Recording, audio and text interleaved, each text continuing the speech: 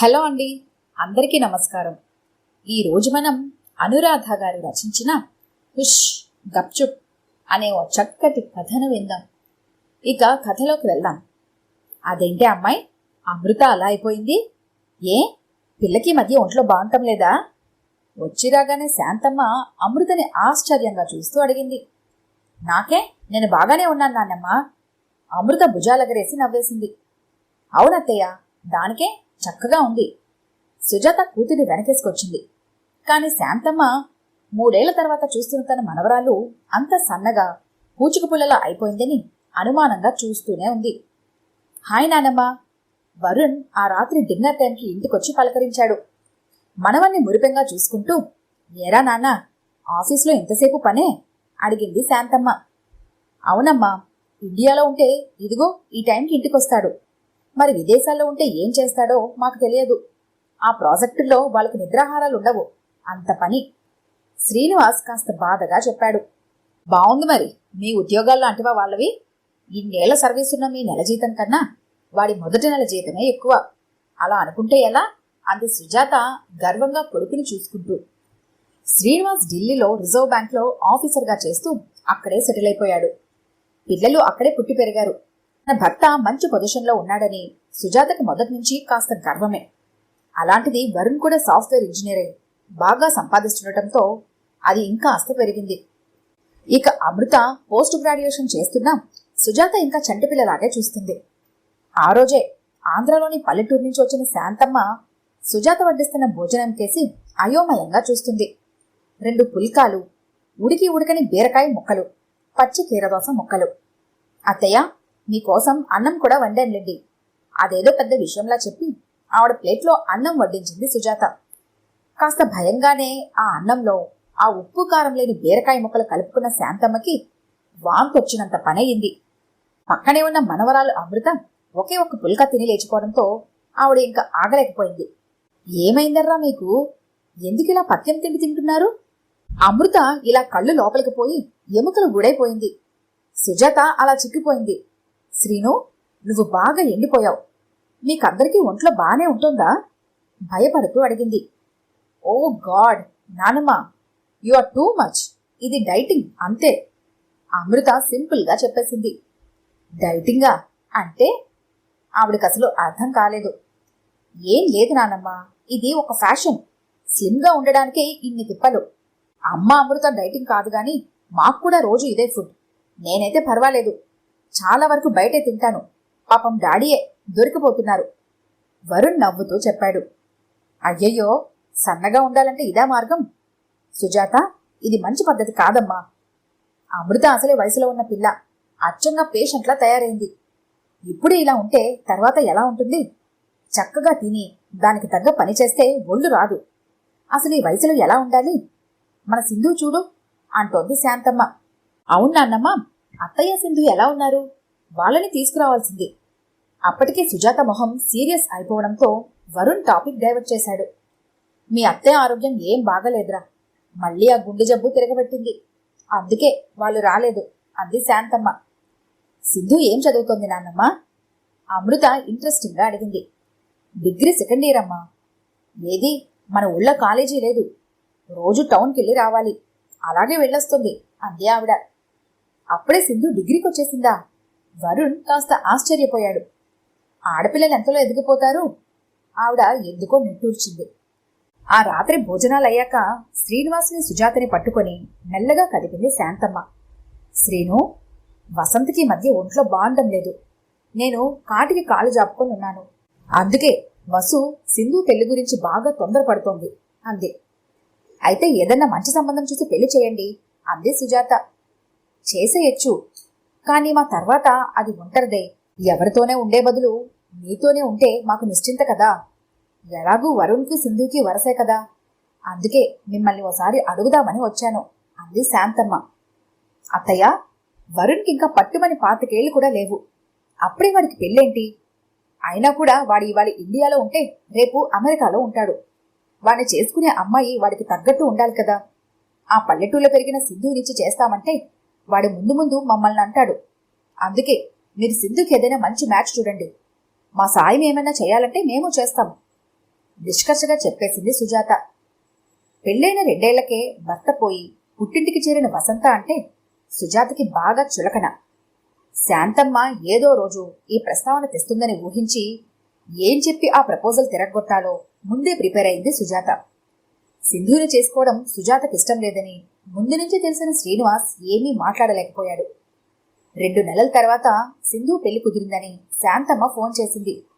శ్రీను, ఇంకో 20 రోజుల్లో పెళ్లి, మీరందరూ కనీసం 4 రోజులు ముందొచ్చి పెళ్లి జరిపించాలి అని చెప్పింది. చివరికి అందరికీ సెలవులు దొరికి అతి కష్టం మీద 2 రోజుల ముందు పెళ్లికెళ్లారు. విజయవాడలో ఫ్లైట్ దిగి అక్కడి నుంచి టాక్సీలో గోదావరి జిల్లాలోని తమ పల్లెటూరు వెళ్తున్నారు. దారంతా పంట కాలువలు, పచ్చని పొలాలు, కొబ్బరి చెట్లు చూస్తూ వరుణ్, అమృత బాగా ఎంజాయ్ చేస్తున్నారు. చివరికి ఊరు రానే వచ్చింది. డాడ్, నేను ఇక్కడికొచ్చి 10 ఏళ్ళు అయిపోయింది, కానీ ఊరేం మారలేదు, అలానే ఉంది అన్నాడు వరుణ్. మారటానికి ఇక్కడే ఉంది గనక సుజాత విసుగ్గా అంది. ఆమెకసలు ఆ ఊరు రావాలంటేనే పరమ చిరాకు. శ్రీనివాస్ నవ్వి ఊరుకున్నాడు. ఇంటి ముందు టాక్సీ ఆగేసరికి అప్పటికే పెళ్లి పనుల్లో బిజీగా ఉన్న చుట్టుపక్కల అమ్మలక్కలందరూ కుతూహలంగా చూస్తున్నారు. అత్తయ్య, మావయ్య వచ్చేశారా? పెళ్లి కూతురని మర్చిపోయి పరిగెత్తుకొచ్చేసింది సింధు. శ్రీనివాస్ చాలాసార్లు వస్తూనే ఉంటాడు కాబట్టి పెద్దగా ఆశ్చర్యపోలేదు. కానీ సుజాత, వరుణ్, అమృతులు మాత్రం 10 ఏళ్ల తర్వాత సింధుని ఆశ్చర్యంగా చూస్తూ ఉండిపోయారు. సన్నగా, పొడుగ్గా, పచ్చగా మిసమిసలాడుతున్న ఆ అద్దాల రాశిని చూసి కళ్ళు తిప్పుకోలేకపోయారు. ఏం క్రీములు రాసుకుంటూ ఉంటుంది? ఆ ఫిగర్ ఎలా మెయింటైన్ చేస్తుంటుంది? అమృత ఆలోచిస్తోంది. Hi Sindhu, you are looking gorgeous. Varun ఎప్పుడు ఫ్రాంక్ గా మాట్లాడేస్తాడు. చిలకాకు పచ్చ పట్టుపరికిని, ఎర్రని ఓణిలో సింధు అచ్చంగా సింధూరంలా మెరుస్తుండటంతో సుజాత మొహం మాడిపోయింది. ఏంటన్నయ్యా ఇది, ఎల్లుండి పెళ్లి పెట్టుకుని ఇవాళ రావటం? వసంత కాస్త నిష్ఠూరంగా పలకరించింది. అమ్మా, వచ్చి రగానే ముందు వాళ్ళని ఊపిరైనా తీసుకొనివ్వవా? సింధు ఆమెను వారించి అందరికీ కాఫీలు తెచ్చిచ్చింది. థ్యాంక్ యూ అంటూ శ్రీనివాస్, వరుణ్ తీసుకున్నారు. మేం కాఫీలు తాగం, సుజాత ముందే చెప్పేసింది. పోనీ పాలు తెస్తాను అంది సింధు. నోనో, అందులో చాలా ఫ్యాట్ ఉంటుంది, అమృత కంగారుగా అంది. మరింకేం తాగుతారు? సింధు ఆశ్చర్యంగా అడిగింది. డోంట్ వరీ సింధు, వాళ్ళు చాలా సరంజామా తెచ్చుకున్నారులే, నువ్వు వాళ్ళకేం పెట్టకపోయినా పర్వాలేదు, వరుణ్ నవ్వుతూ చెప్పేశాడు. ఇక్కడ ఉన్న 4 రోజులైనా మీ డైటింగులు కాస్త పక్కన పెట్టి నూనె శుభ్రంగా తినండర్రా, పెళ్ళంటే బోల్డ్ పనుంటుంది. శాంతమ్మ క్లాస్ మొదలుపెట్టింది. సుజాత చిరాగ్గా చూసింది. పట్టుచీర కట్టుకుని పెత్తనం చేయమంటే పర్లేదు, కానీ పనంటే ప్రాణ సంకటమే. ఎప్పుడు తిన్నారో ఏమో, ముందు భోజనాలు చేయండి. శాంతమ్మ వాళ్ళందరినీ చూసి ఒకటే హడావిడి పడిపోతుంది. హాల్లో అరటాకులు పరిచి అందరినీ పిలిచింది సింధు. శాంతమ్మ వంటింట్లోంచి పనులు పురమాయిస్తోంది. అంతా అతి కష్టం మీద నేల మీద కూర్చున్నారు. ఒక్కో ఐటెం పట్టుకొచ్చి వడ్డిస్తున్నారు సింధు, శాంతమ్మ. సింధు, ఇదేం బాగాలేదు, నువ్వు పెళ్లి కూతురివి, నువ్వు వడ్డించడమేమిటి, నువ్వు కూర్చో అంది అమృత. పర్వాలేదు అమృత, అమ్మమ్మ ఒక్కతే చేయలేదు అంది సింధు. అదంతే అమృత, ఏదో వంక పెట్టి అలా ఒక్క క్షణం కూర్చోకుండా తిరుగుతూనే ఉంటుంది. రేపు పెళ్లి కూతురిని చేశాకైనా కదలకుండా కూర్చోమ్మా సింధు, వసంత నీరసంగా చెప్పింది. శ్రీనివాస్, వరుణ్లు బాగా ఆకలి మీద ఉన్నారేమో ఆవురావురమని భోంచేశారు. చింత చిగురు పప్పు, గుత్తి వంకాయ కూర, గోంగూర పచ్చడి, గుమ్మడికాయల పులుసు అన్నీ అద్భుతంగా ఉన్నాయి. అంతా ఆయిల్. సుజాత పెద విరుస్తూ అన్నీ కాస్త కాస్త తిని వదిలేస్తోంది. అమృత రుచికి తినలేక మానలేక సంశయిస్తూ మెల్లగా తింటోంది. వరుణ్, నీకిష్టమని పరమాన్నం చేశాను. థ్యాంక్ యూ నానమ్మ, నా కోసం అంత గుర్తు పెట్టుకుని చేయించావా అడిగాడు వరుణ్. ఆవిడోసారి నవ్వి, సింధు, బాగా నెయ్యి వెయ్యమ్మా, వరుణ్కి చిన్నప్పుడైతే నేను కలిపి పెట్టేదాన్ని, కలుపుకోవడం సరిగా రాదు అంటూ సింధు చేత 4 గరిటెలు నెయ్యి వేయించింది. ఒరే అన్నయ్య, ఆ నెయ్యిలో ఎంత కొవ్వు ఉంటుందో తెలుసా? అమృత ఓ గావు కేక పెట్టింది. అమృత, నువ్వు టేస్ట్ చూడు, అచ్చం అమృతంలా ఉంది, వరుణ్ ఆ రుచిని ఎంజాయ్ చేస్తూ చెప్పాడు. చాలు బాబు, నువ్వు తిన్నది కాక దాన్నెందుకు చెడగొడతావు? ఆ తిండి తింటే ఇంకేమైనా ఉందా? సుజాతకు అప్పటికే వరుణ్ని, శ్రీనివాస్ని చూసి మండిపోతోంది. కానీ అదేం పట్టించుకోకుండా తృప్తిగా భోంచేసిన వరుణ్, నాన్నమ్మ, మన ఆంధ్ర ఫుడ్ అంత టేస్టీగా ఉంటుందని ఇవాళ తెలిసింది, అందులోనూ నీ వంట సూపర్, తెగ మెచ్చుకున్నాడు. సుజాత మూతి 30 వంకర్లు తిప్పింది. దీనికేనా వరుణ్? అమ్మమ్మ ఇంకా హడావిడిలో ఉంది కాని లేకపోతే ఇంకా చాలా చేసేది సింధు నవ్వుతూ చెప్పింది. సింధు, నాకు నీ మీద జలసీగా ఉంది. హాయిగా నానమ్మ చేతి వంట టేస్ట్ చేస్తున్నావు అన్నాడు నవ్వుతూ. ఇంకెన్నాళ్ళురా, ఇంకో 2 రోజులు అంతే. తర్వాత అది అత్తారింటికి వెళ్ళిపోతుందిగా దిగులుగా అంది వసంత. అలా బెంగపడుకు వసు, అది చక్కగా వంట చేస్తుంది కదా, హాయిగా ఉంటుంది. శాంతమ్మ వసంతని ఊరడించింది. అమృత ఇంకా రెడీ అవ్వలేదా? ఆ సాయంత్రం సింధు మేడ మీదకొచ్చి పిలిచింది. బ్యాగులోంచి కెమెరా తీసుకుంటున్న వరుణ్ నవ్వాడు. సింధు, మనం గుడికెళ్ళి 100 ప్రదక్షిణాలు చేసినా కూడా అది బాత్రూంలో నుంచి బయటకు రాదు. అంతసేపు ఆ మొహాన్ని తోముతుంది. సింధు కూడా నవ్వింది. ఏమన్నావు? అమృత కోపంగా బయటకొచ్చేసింది. వరుణ్ ఒక్క క్షణం అమృతని, సింధుని అలా చూస్తూ ఉండిపోయాడు. ఏదో అసహజంగా ఉంది. ఏమిటది? అప్పుడే మొహం కడుక్కొని అమృతని పరిశీలనగా చూశాడు. అన్నాళ్ళు తెలియలేదు గాని ఇప్పుడు సింధు పక్కన అమృత ఆ రోజు నాన్నమ్మ అన్నట్లు అచ్చం పేషెంట్లానే కనిపిస్తోంది. గుంటలు పడ్డ కళ్ళు, లోతుకుపోయిన బుగ్గలు, పాలిపోయిన చర్మం, పొడారిపోయిన పెదవులు, పూచిక పుల్లల కాళ్ళు చేతులు. ఓపిక లేక వంగిపోయి నుంచిన అమృతని అయోమయంగా చూశాడు వరుణ్. ఆమె పక్కనే నవ్వుతూ కబులు చెబుతున్న సింధు కూడా సన్నగా ఉన్న అచ్చంగా ఎల్లోరా శిల్పంలా తీర్చిదిద్దిన ఫిగర్తో, కలకల్లాడుతున్న కళ్ళు, ఆరోగ్యంగా మెరిసే ఒళ్ళు, చిన్న నిగారింపుతో బుగ్గల్లో ఎరుపు, గులాబీ రేకులా మెరుస్తున్న పెదవులు, విల్లులా వంపు తిరిగిన కనుబొమ్మలు, ఒత్తైన జుట్టు, ఏ మేకప్లు లేని సహజ సౌందర్యం ఎలా ఉంటుందో మొదటిసారిగా చూశాడు వరుణ్. ఫౌండేషన్, లిప్స్టిక్, ఐలైనర్, మస్కరాలతో ఎంత మేకప్ చేసుకున్నా ఆరోగ్యంగా ఉన్న సింధు పక్కన వెలవెలబోతున్నట్టున్న అమృతని వరుణ్ కాస్త బాధగా చూశాడు. చీకటి పడకుండా తొందరగా వచ్చేయండి, పెళ్లి కుదిరాక ఆడపిల్లలా బయటకు తిరగకూడదు శాంతమ్మ మరీ మరీ చెప్పి పంపింది. ముగ్గురు కబుర్లు చెప్పుకుంటూ గుడికి బయలుదేరారు. ఏమే పిల్ల, శ్రీను వాళ్ళు వచ్చారట కదా అంటూ దారిలో దర్జాగా అరుగు మీద అప్పల నరసమ్మగారు అమ్మలక్కలతో కూర్చున్నారు. అవును బామ్మగారు అంది వినయంగా సింధు. చక్కగా ఈడుజోడుగా ఉన్నారు బావమరదలిద్దరూ. ఏం లాభం? ఆవిడ పెదవి విరిచింది. వస్తాం బామ్మగారు, గుళ్ళో మళ్ళీ లేట్ అవుతుంది. సింధు గబగబా నడిచింది. వరుణ్కి ఈ వరసలవి పెద్దగా తెలియవు. సుజాత మొదట్నుంచి వాళ్ళకి పేర్లతో పిలుచుకోవడమే అలవాటు చేసింది. ఏమంటోందావిడ? ఆశ్చర్యంగా చూస్తూ అడిగాడు సింధుని. ఏం లేదు వరుణ్, పల్లెటూరు కదా, వాళ్ళ మాటలు అలానే ఉంటాయి. మనం వెళ్దాం రండి తేలిగ్గా చెప్పేసింది సింధు. గుళ్ళో పూజారి గారు తీర్థం ఇస్తూ అదే మాట. ఈసారి వరుణ్కి కాస్త అర్థమైంది. ఈ జనరేషన్లో కూడా వాళ్ళలా ఆలోచిస్తున్నందుకు చిన్నగా నవ్వుకున్నాడు. ఇంటికి రాగానే సింధు కిచెన్లో దూరి ఏదో హడావుడి పడిపోతుంది. అప్పటికే అమృత సింధు బాగా క్లోజ్ అయిపోయారు. సింధు, నువ్వెందుకు వంట చేస్తున్నావు? నానమ్మ ఉందిగా? అమృత ఆశ్చర్యంగా అడిగింది.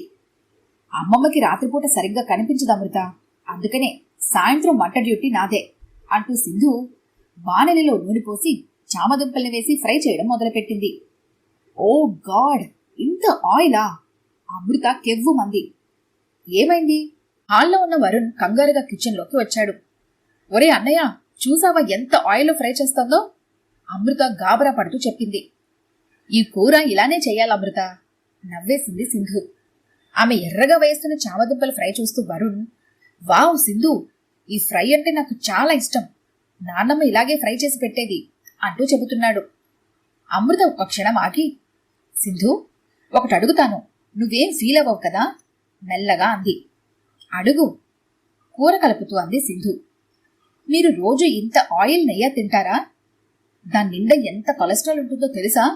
ఒంటికి అస్సలు మంచిది కాదు అన్న అమృతను చూసి చిరునవ్వు నవ్వింది సింధు. రోజు ఇలా తినం కాని అప్పుడప్పుడు. అలాగే మన బాడీకి ఆయిల్ నెయ్యి కూడా కొంత అవసరమే అమృత. అందుకే దేన్ని మానకుండా అన్ని వెరైటీస్ తినాలి. స్వీట్స్, ఫ్రూట్స్, వెజిటబుల్స్ అన్నీ మేము మామూలుగానే తింటాం. అసలప్పుడే ఆనందంగా ఆరోగ్యంగా ఉంటామని అమ్మమ్మ ఎప్పుడూ చెప్తుంది అంది. కానీ మరి మీరలా సన్నగా ఫిట్గా ఎలా ఉన్నారు? సందేహంగా అడిగింది అమృత. అమృత, మేమెప్పుడు ఫిజికల్ వర్క్ ఏదో ఒకటి చేస్తూనే ఉంటాం. ఏ పనైనా చాలా వరకు మేమే చేసుకుంటాం. ఎక్కడికైనా నడుచుకుంటూనే వెళ్తాం. చూస్తున్నావుగా, మన ఇంట్లో పెళ్ళైనా చుట్టుపక్కల వాళ్ళంతా కూడా వీలైనంత వరకు సాయం చేస్తున్నారు. అలాగే ఒకరికొకరం హెల్ప్ చేసుకుంటాం. అంతకంటే ఇంకేం లేదు సింపుల్గా చెప్పేసింది సింధు. ఆ రాత్రి వెన్నెల్లో డాబాపైన తిరుగుతూ ఆ చల్లగాలిని పరవశంగా పీలుస్తున్నాడు వరుణ్. మెట్ల మీద చప్పుడైంది. శ్రీనివాస్ చాపా దిండు పట్టుకుని పైకి వచ్చాడు. డాడ్, మీరేంటిలా? ఆశ్చర్యంగా అడిగాడు. ఈ ఊరొస్తే ఇక్కడ పడుకుంటాన్రా నేను అంటూ ఆ వెన్నెల్లో రిలాక్సింగ్ గా పడుకున్నాడు శ్రీనివాస్. ఇక్కడ మీకు నిద్ర పడుతుందా? వింతగా చూస్తూ అడిగాడు. చిన్నగా నవ్వి, మన ఏసీ రూముల్లో డన్నప్ పరుపుల్లో కన్నా నాకిక్కడే మంచి గాఢ నిద్ర పడుతోంది వరుణ్. నీకు తెలుసా, నా చిన్నతనంలో మేమంతా ఇక్కడే పడుకునేవాళ్లం. అలా ఆకాశాన్ని చూస్తూ చుక్కల్ని లెక్క పెడుతూ చందమామ కథలు వింటూ. ఆ రోజులే వేరు తన్మయత్వంగా చెబుతున్నాడు శ్రీనివాస్. వరుణ్ నవ్వుతూ వెళ్లి ఆయన పక్కనే పడుకున్నాడు. అవును డాడ్, ఈ ప్రశాంతత, ఈ నిశ్శబ్దం, ఈ గాలి, ఈ వెన్నెల చెప్పలేనంత హాయిగా ఉన్నాయి.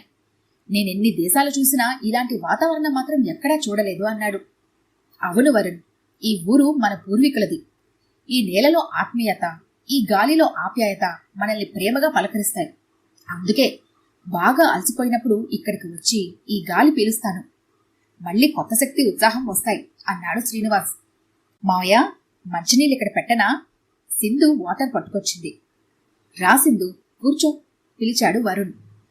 నువ్వు ఇక్కడే ఉన్నావా? ఇంకా పడుకోలేదా అంటూ సింధు వచ్చి కూర్చుంది. ఆ వెండి వెన్నెల్లో తెల్లని ఓని జడలో మల్లెపూలతో ముచ్చటగా కూర్చున్న సింధుని చూస్తుంటే వరుణ్ మనసుకి ఆహ్లాదంగా ఉంది. ఆమె చిరునవ్వు హాయిగా, ప్రశాంతంగా, సేద తీరుతూ చల్లగా ఉంది. కాసేపు కూర్చొని సింధు కిందకెళ్ళిపోయినా ఆమె పరిమళం ఆ ప్రదేశమంతా ఆవరించుకున్నట్టు ఏదో చక్కని అనుభూతి. వెన్నెల్లో మల్లెమొగ్గ. ఇంప్రెసివ్గా అనుకున్నాడు వరుణ్. ఎప్పుడో అర్ధరాత్రి మెలకు వచ్చి పక్కనే ఉన్న వాటర్ కూలింగ్ తగ్గిపోవడంతో కూల్ వాటర్ కోసం కిందకెళ్లాడు. మెట్లు దిగుతుంటే సన్నగా మాటలు వినిపించి మెల్లగా తొంగి చూశాడు. శాంతమ్మ, వసంత. వసంత ఎందుకో ఏడుస్తుంటే శాంతమ్మ సముదాయిస్తోంది. అమ్మా, ఆయనే ఉండుంటే నా కూతుర్ని అన్నయ్య కాదనేవాడా? నా దురదృష్టం దాన్ని వదలడం లేదు. వసంత వెక్కుతూ ఉంది. పోన్లే తల్లి, అయిందేదో అయింది, ఇక ఊరుకో అంది శాంతమ్మ. ఎలా ఊరుకోనమ్మా?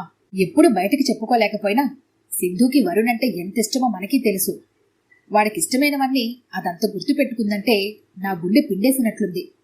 నేనే బలవంతాన దాన్ని పెళ్లి కొప్పించి తప్పు చేశాను అనిపిస్తోంది. వసంతకి దుఃఖం ఆగడం లేదు. వసు, అందుకే కదా నా ప్రయత్నం నేను చేశాను. సుజాతకు అస్సలు ఇష్టం లేదు. శ్రీను ఎటూ చెప్పలేడు. అయినా ఎవరికెవరో అంతా రాసే ఉంటుందమ్మా. అంతా మన మంచికి అనుకో. శాంతమ్మ వసంత తలనిమురుతూ ఊరడిస్తోంది. అంటే వరుణ్కి అంతా అర్థమైపోయింది. ఎందుకో గుండెలో బాధ మొదలైంది. ఆ రాత్రంతా నిద్రపట్టలేదు. సింధుకి అన్యాయం జరిగింది అనిపిస్తోంది. ఆమెకే కాదు, తనకి కూడా. పొద్దున సింధుని పెళ్లి కూతుర్ని చేస్తున్నారు. ఎర్రని పట్టుచీర, నుదుట కళ్యాణం బొట్టు, బుగ్గన చుక్కతో సింధు ముద్ద మందారంలో ముగ్ధంగా ఉంది. తన హ్యాండీకామ్తో ఆ పేరెంటాన్ని వీడియో తీస్తున్న వరుణ్కి మనసంతా ఉదాసీనంగా ఉంది. అందరికీ అక్షంతలిచ్చి వాళ్ల కాలికి నమస్కారం చేసి ఆశీర్వాదం అందుకుంటున్న సింధు వరుణ్ దగ్గరకొచ్చి అక్షంతలిచ్చింది. అరే, నాకెందుకు? వరుణ్ మొహమాటంగా అన్నాడు. పర్లేదులే, వెయ్యి. అసలది నీ పెళ్ళం కావాల్సిన పిల్లే.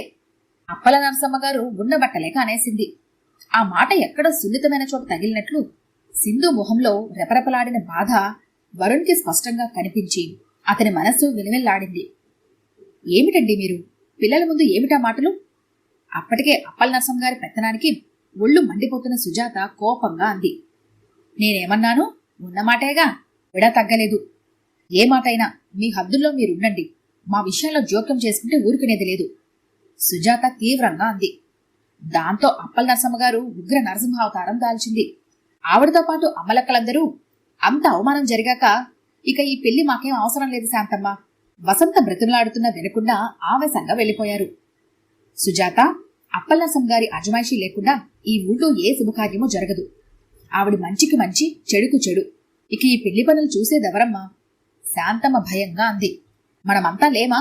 పోతే పోనీయండి. ఆవిడ లేకపోతే కొంపే మునిగిపోదు. సుజాతకి ఇంకా కోపం తగ్గలేదు. సీను, మగపిల్లి వాళ్ళు పొద్దున్నే వచ్చేస్తారు. ఏర్పాట్లన్నీ సరిగ్గా ఉన్నాయా? అప్పల నరసమ్మ గారి ఆసరా పోవడంతో శాంతమ్మ చాలా కంగారు పడుతోంది. పర్లేదమ్మా, అన్ని అరేంజ్మెంట్స్ అయిపోయాయి. వంట వాళ్ళు కూడా వచ్చేశారు. చేతి కింద పనివాళ్లున్నారు. పెళ్లి రేపు రాత్రి కదా, అప్పటికి ఇంకేం ప్రాబ్లం లేదు. శ్రీనివాస్ ధైర్యం చెప్పినా శాంతమ్మకి మాత్రం ఏదో గాబరాగానే ఉంది. మర్నాడు తెల్లవారుజామునే లేచి బాత్రూంలోకి వెళ్లిన శాంతమ్మ ఆ టెన్షన్లో కాలు జారి పడిపోయింది. కాలు మడతపడి లేవలేక నొప్పితో మంచమెక్కింది. సుజాత, నువ్వే ఇక పూనుకొని ఈ పెళ్లి జరిపించాలమ్మా, నా పనైపోయింది మూలుగుతూ చెప్పింది. ఏంటమ్మా ఈ అపశకునం? వసంత భయపడుతూ అంది. శుభమా అంటూ పెళ్లింట్లో ఈ మాటేంటి వసు? అమ్మకేమైంది? కాలు జారిందంతే, శ్రీనివాస్ వారించాడు. మగపిల్లి వాళ్ళు వచ్చేశారని తెలిసి వాళ్ళని విడుదల దింపడానికి అంతా హడావిడి పడుతూ వెళ్లారు. అమ్మగారు, వంటవాడు కంగారుగా వచ్చాడు. ఏమైంది అంది శాంతమ్మ. ఎలా పడిందో గాని ఇడ్లీ పిండిలో బల్లి పడిందమ్మా, భయంగా చెప్పాడు. అప్పుడే వచ్చిన సుజాత, శ్రీనివాస్ అదేంటి రాత్రి మూతలు పెట్టారుగా, ఎలా పడుతుంది నిలదీశారు. పెట్టామమ్మా, మీరే వచ్చి చూడండి, ఎలా పడిందో మాకు తెలియడం లేదు అంటూ తీసుకెళ్లి చూపించాడు. అది చూసి సరే సరే, రేపటి కోసం ఉప్మా రవ్వ తెప్పించాం కదా, అది చేసేయండి వాళ్ళకి పురమాయించింది సుజాత. మళ్ళీ పట్టుచీర మార్చుకోవడానికి పరిగెత్తింది. గంటకో పట్టుచీర, నగలు మారుస్తూ మొహానికి మేకప్తో ఆ పెళ్లిలో తన హోదా అంతా చూపించాలని తెగ తాపత్రయపడుతోంది. వంటవాళ్లు మళ్లీ ఉప్మా ప్రిపరేషన్స్ చేసి మగపిల్లి వాళ్ళకి పట్టుకెళ్లేసరికి 9 దాటింది. ఇదేంటి ఉప్మానా, ఉప్పు కషాయమా? నోట్లో పెట్టుకున్న వాళ్ళందరూ ఉమ్మేశారు. వాళ్ళేదో గొడవ చేయడానికి అంటున్నారనుకున్న శ్రీనివాస్ తను కాస్త రుచి చూసి అది నిజమే అని తెలిసి కంగు తిన్నాడు. వాళ్ళని క్షమించమని అడిగి మళ్లీ టిఫిన్లు చేస్తామని సర్ది చెబుతుంటే, అయ్యగారు పనివాడు కంగారు పడుతూ వచ్చాడు. ఏమైంది? శాంతమ్మ ఎలా ఉందో అని శ్రీనివాస్ కంగారు పడ్డాడు. ఆ వంట వాళ్ళిద్దరూ అన్నదమ్ములట, వాళ్ళ చుట్టాలెవరో పోయారట, ఇప్పుడే ఫోన్ వచ్చిందట. మైలతో వంట చేయకూడదని వెళ్లిపోయారు, టౌన్కెళ్లి వేరే వంట వాళ్ళని పంపిస్తారట అని చెబుతున్నాడు. కర్మ, ఇప్పుడు వీళ్ళకి టిఫిన్లు ఎలాగండి? ఈసారి సుజాత కంగుతింది. ఇప్పటికే టైం 10 అవుతుంది. ఇక మీరు టిఫిన్లు ఎప్పుడు పెడతారు? భోజనాలు ఎప్పుడు చేయిస్తారు? పెళ్లి పెద్ద విరుచుకు పడ్డాడు. అత్తయ్య, ఈ ఊళ్ళో ఎవరైనా వంటవాళ్ళుంటే కబురు పెట్టించండి. సుజాత కంగారుగా ఇంటికొచ్చింది. అప్పటికే వసంతకి కళ్ళ నీళ్లు, ఆయాసం వచ్చేస్తున్నాయి. శాంతమ్మ బాగా బెంగపడిపోతోంది. ఇక్కడెవరున్నారమ్మా, శుద్ధ పల్లెటూరు, ఏదైనా టౌన్ నుంచి రావాల్సిందే. ఉండు, అప్పల నరసమ్మకి కబురు పెడతాను, ఏదైనా సలహా చెప్తుంది అని హడావిడితో కబురు పెట్టింది శాంతమ్మ. ఆవిడ రానన్నారమ్మా, పనివాడు బుల్లెట్లా వెళ్ళి వచ్చాడు. వదినా, పద, నువ్వు నేను ఎలాగోలా వెళ్ళి కాస్త ఉప్మా చేద్దాం, ఇంకా లేట్ అయితే ఎలా? వసంత నీరసంగా లేచింది. ఇదెక్కడితంట? సుజాత గుండె గుభేలమంది. ముందా పని చెయ్యండి, లంచ్ టైంకి ఎలాగూ వంట వాళ్ళు వచ్చేస్తారు. శ్రీనివాస్కి కూడా ఆ ఆలోచన వచ్చింది. 100 మందికి ఉప్మా ఎలా చేయాలో తెలీదు, ఇంకో పక్క రవ్వలేదు. మళ్లీ పనివాళ్ళని పంపి రవ్వ తెప్పించి ఎలాగోలా చచ్చి చెడి సుజాత, వసంత ఉప్మాలు చేసేసరికి 11 అయ్యింది. అప్పటికే పెళ్లివాళ్లు రాజుకుపోతున్నారు. కొలతలు తెలియక ఉప్మా కాస్త అందరికీ తలో గరిటెడు కూడా రాలేదు. కలపడం చేతకాక ఉప్మా అంతా ఉండలు ఉండలు. అదీగాక సుజాత చేతిలోంచి ఉప్పు కారం అసలే ఊడిపడవు. చూసి తారాజువ్వల్లా తాడెత్తున లేచారు మగపెళ్లివాళ్లు. అసలిది మనుషులు తినేదేనా? పిన్కి గతి లేకపోతే ఇక పెళ్ళేం చేస్తారు? పెళ్లి పెద్ద అగ్గి మీద గుగ్గిలమైపోయాడు. నండైనా వంటవాళ్ల అజాపజా లేదు. ఉప్మా చేసి వడ్డించేసరికి సుజాత పనైపోయింది. సోలిపోయి ఓ మూల కూర్చుంది. పట్టుచీర మాట దేవుడెరుగు, పాత చీర కట్టుకునే ఓపిక కూడా లేదు. అప్పల నరసమ్మ గారు అమ్మలక్కలు రాకపోతే ఇక పరువు దక్కేలా లేదని వసంత వెళ్లి కళ్ళనీళ్లతో వాళ్ళని బ్రతిమాలింది.